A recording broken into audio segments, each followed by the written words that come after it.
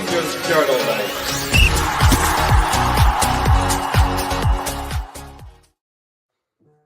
Hello, everyone, and welcome back to the Rangers Journal for another Koppen report.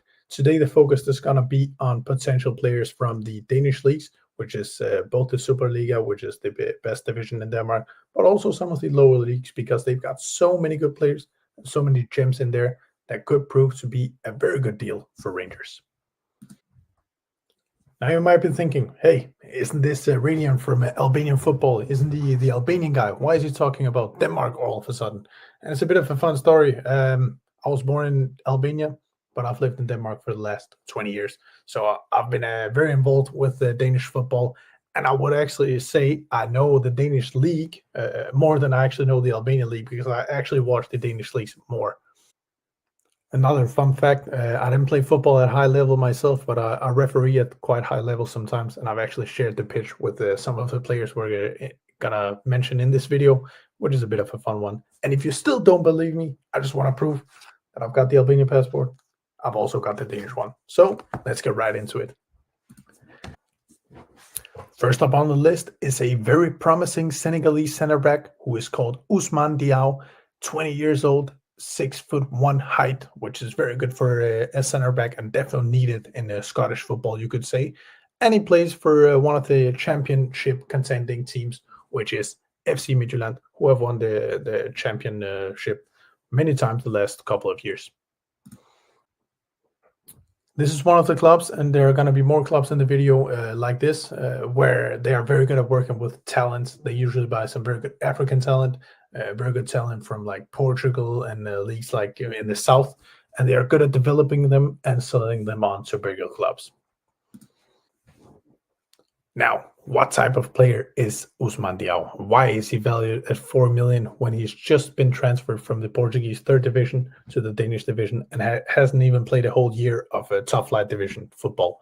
Well, he's valued at 4 million because he's a center back who is basically the complete package. I'm not saying he's fully nurtured. I'm not saying he has already reached his potential, but you're definitely buying into the potential when you look at that 4 million transfer fee, because he is a guy who's already shown signs of being able to do everything. If we have a look at some of the pictures here in the middle, we can see he is a guy who's moving around the field. He's doing loads of stuff. He has his strengths with it, tackling, positioning, ground duels, of course, things you need in a center back. No weaknesses, and I would agree. I genuinely don't see something in his game where I think, that's where he definitely needs to improve. But I would also like to add, he gets goals, he gets assists. He's as I say, he's the complete black package if you just manage to reach his potential.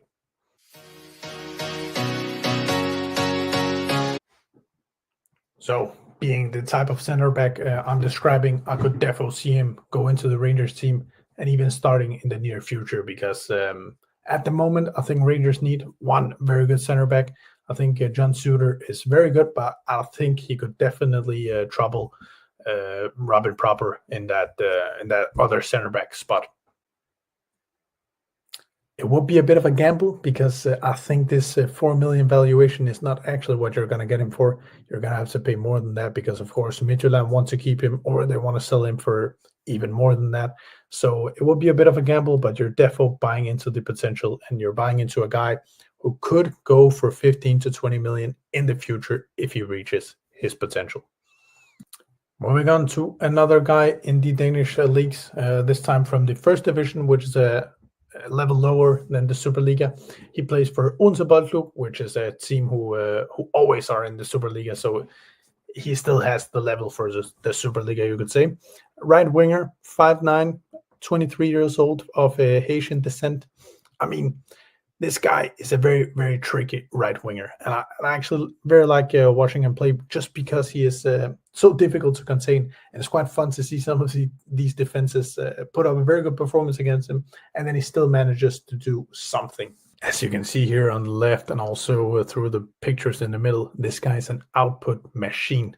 This is both due to the fact that he's got the technical qualities to get the goals and the assists, to dribble people, to do what you expect of a right winger. But it's also due to the fact that he's a bit of a tireless worker, you could say, because Every time he tries to take on a fullback, even if he fails, he just goes back, tries again, tries again, tries again. And in the span of 90 minutes, it's very hard to contain a guy like him. So I would say 1.7 million. It's quite high for a guy in the second division, but you could defo see why, because he has the potential to play for any team in the Superliga, I think, and he could even go into the Rangers squad as a backup right winger, or if Václav Černý doesn't move on, he could be the guy to take a gamble on. Now, returning to the Superliga, we've got a striker for Randers FC, 6'1" striker, 20 years old. As you could already tell by now, he's a bit of a classical number 9, a target man type of striker, you could even call him. But he's very effective at it, and he's great at what he does. He is from Guinean and Australian descent, as you can see. He came from Adelaide United to the French league at Rennes, and then from Rennes he went to the Danish Super League. So already he has trained and been a part of some big clubs. He's been training at a high level, which is the French First League, which is not to be taken lightly. So you can definitely see there's some sort of quality there. And being a guy who's only had 6 starts this season, scoring 4 goals and even getting 3 assists, it just shows what sort of quality he has as a striker. Now, as you can see, his transfer market value is only 700,000 because he didn't really light up the French league. He didn't do much there. So obviously he isn't the perfect package yet. And when we compare him to Ousmane Diao from earlier, I think Diao has a lot more potential than this guy has. But he definitely is not a bad option for a backup striker, for example, which is something Rangers could do with right now. For only 700,000, I think he would definitely be worth it as like a bit of a developmental project. So why not? We move on to Massimil Madsen from Aarhus GF, which is also one of the bigger clubs in the Danish Super League. This guy is a 6'2", tall center midfielder, 26 years old. He's definitely in his prime years at the moment. And what I really like about this guy is the fact that he's quite tall, but he's also got very good technical abilities, and he definitely has the eye for goal, which I think is very important to have in your midfield at times. Many midfielders, they only care about passing, retaining the ball, controlling, and you definitely need some of that also. But you also need a guy who can attack the box and provide a bit of an extra attacking threat when you're playing these lower blocks that you often find in the Scottish League when you're called Rangers FC. And yeah, I think this is one of the safest bets, simply because you know what you're going to get with him. He's not a guy who would light the world on fire. And I definitely don't think he would be a dead certain guy to get into the Rangers 11. He would definitely have to fight for it. But I definitely think he would be a very good option off the bench. He would also be a guy who could definitely start a couple of games for Rangers. Now we move on to Noah Nardi, who plays for Brøndby, which is one of the 2 biggest clubs in Denmark. And this is probably one of the players on the list with the most potential. And I think it's crazy that his transfer market value is only at 900,000, because if you watch this guy play, he does so much stuff that you would think fits in an entire different league than in the Danish league. The only problem is, as you can also see here on his summary, the last 12 months, he's very inconsistent. And of course, being 19 years old, you have to somehow find some sort of consistency before people are going to take you completely seriously as a player. But if you watched him play, if you've looked into his attributes and what he can contribute with on the field, he just has so much quality about his game. And I think if you don't snap him up when he's a bit raw and when he's not really the full package yet, then this is a guy you have to pay loads of money to sign in the future. So I think as this sort of more technical, controlling, and very creative center midfielder, I think Noah Nardi is a very, very good developed mental project. I think he could provide to be a very, very good player for Rangers. Now we move on to one of the more interesting stories in the Danish Super League, which is Lirim Shamile. This is a guy who has played in the Danish divisions his whole life.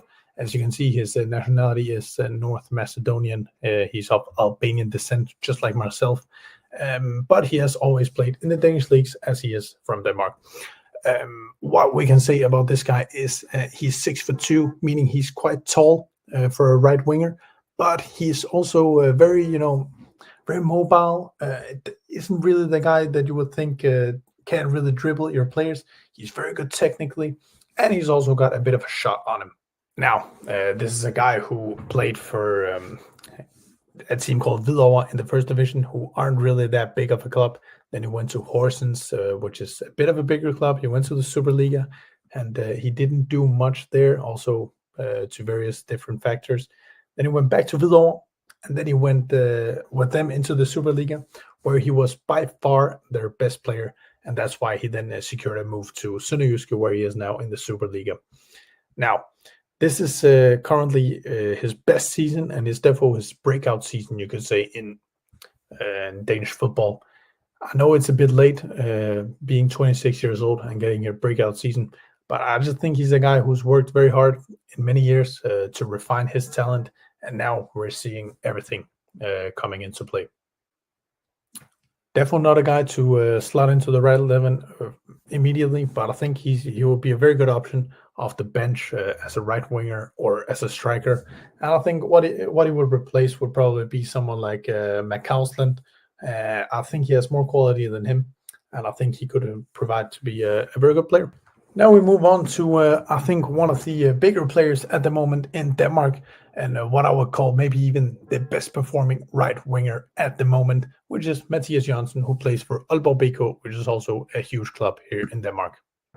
This guy is actually very similar to Czerny in his way of playing, in his play style. He's a guy who gets you loads of goals. He gets you some assists here and there.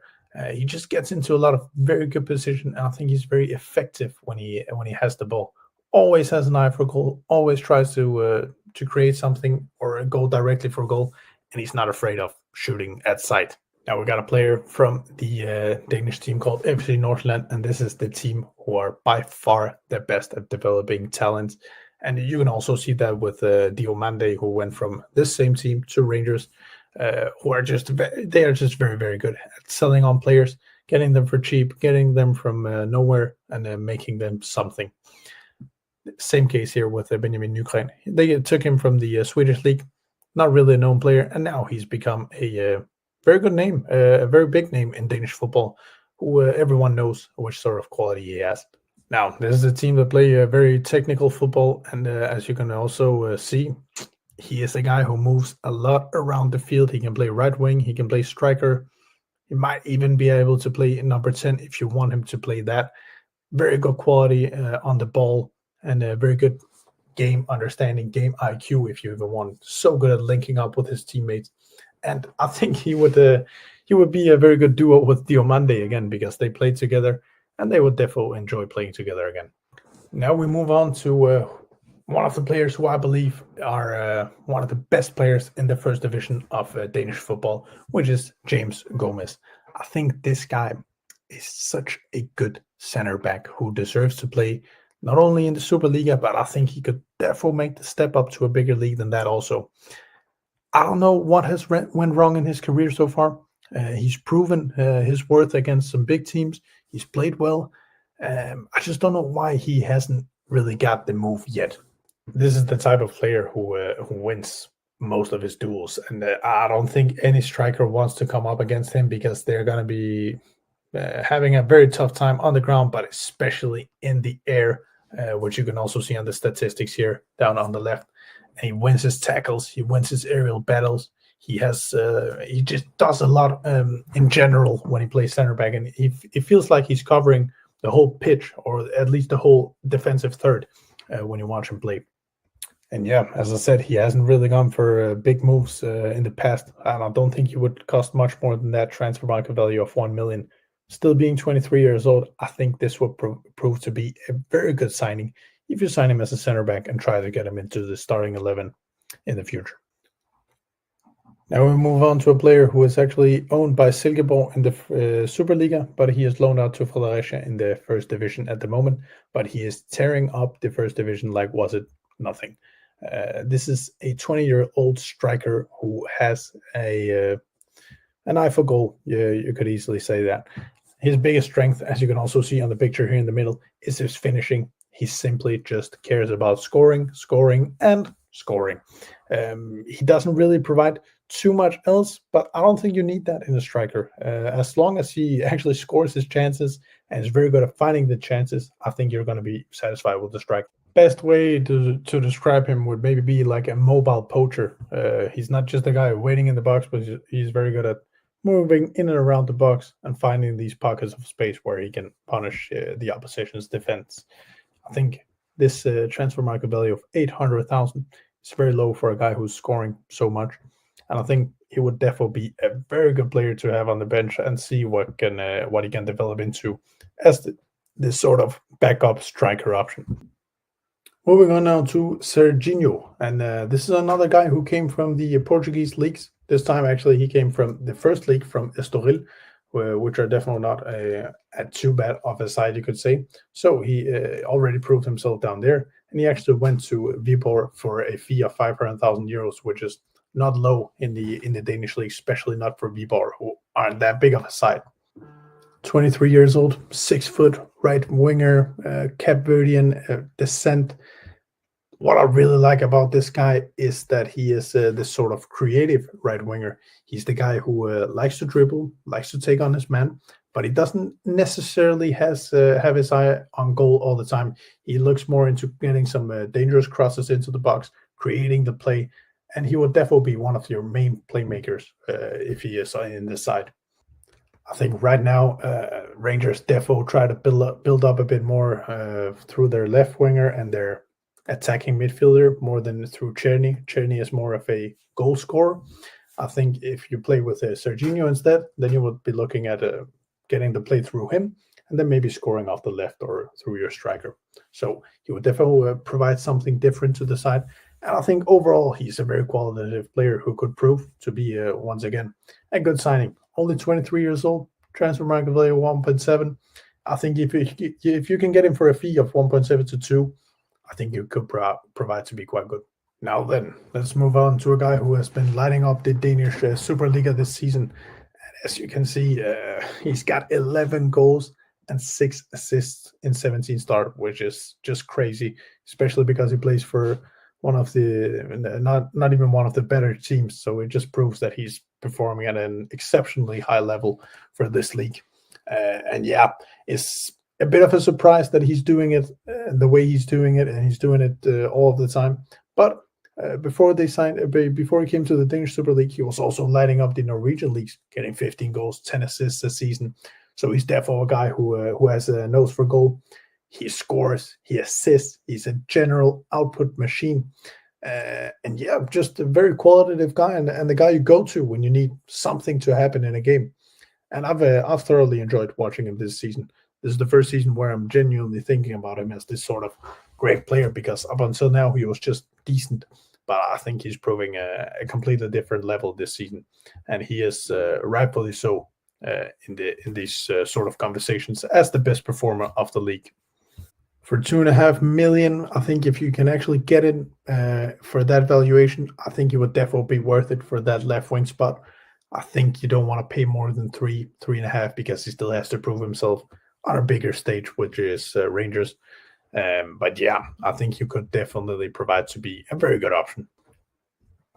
So yeah, that was actually all I had today. I think we went through a lot of very qualitative and very good players in here. I think we started very highly with Ousmane Diaw, who could definitely prove to be a very good player for Rangers and in the Scottish League in general.